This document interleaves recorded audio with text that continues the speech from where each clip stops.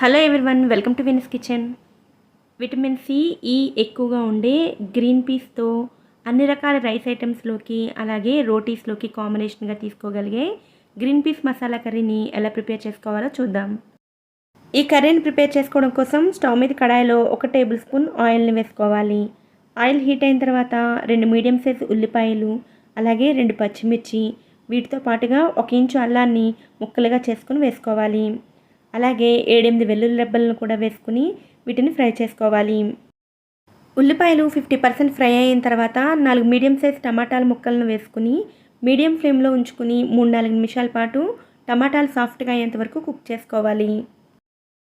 టమాటాలు సాఫ్ట్గా అయిన తర్వాత స్టవ్ ఆఫ్ చేసుకుని పూర్తిగా చల్లారిన తర్వాత మిక్సీ జార్లో వేసుకుని మెత్తగా గ్రైండ్ చేసుకుని ఉంచుకోవాలి.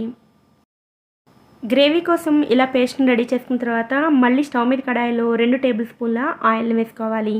ఆయిల్ హీట్ అయిన తర్వాత 1/2 టీ స్పూన్ జీలకర్ర అలాగే 1 teaspoon Kashmiri red chilli పౌడర్ని వేసుకోవాలి. కాశ్మీరీ రెడ్ చిల్లీ పౌడర్ని వేసుకోవడం వలన మంచి కలర్ వస్తుంది, లేదంటే రెగ్యులర్ కారాన్ని అయినా సరే ఉపయోగించుకోవచ్చు.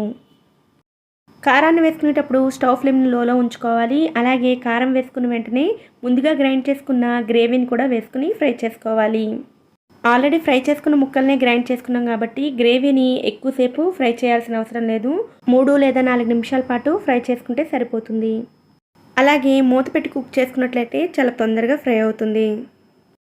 3-4 నిమిషాల తర్వాత 1/2 టీ స్పూన్ పసుపు, రుచికి సరిపడా ఉప్పు, అలాగే 1 టీ స్పూన్ ధనియాల పొడి, 1/2 టీ స్పూన్ జీలకర్ర పొడి, 1/2 టీ స్పూన్ గరం మసాలాను వేసుకుని ఈ మసాలాలను ఒక 2 నిమిషాల పాటు ఫ్రై చేసుకోవాలి. గ్రేవీ అంతా మసాలా పొడులతో బాగా ఫ్రై అయ్యి ఆయిల్ పైకి తేరిన తర్వాత ఇందులో 1 కప్పు వరకు గ్రీన్ పీస్ని వేసుకోవాలి. నేను ఇక్కడ ఫ్రోజన్ గ్రీన్ పీస్ని వేసుకుంటున్నాను, అందుకని డైరెక్ట్గా వేసేసుకున్నాను. అదే ఫ్రెష్ గ్రీన్ పీస్ని ఉపయోగిస్తున్నట్లయితే ఒక 10 నిమిషాల పాటు వేడి నీటిలో ఉడికించి వేసుకోవాలి. అలాగే 1/4 కప్పు వాటర్ని వేసుకుని బాగా కలిసేటట్లు మిక్స్ చేసుకుని ఆయిల్ పైకి తేలేంత వరకు కుక్ చేసుకోవాలి.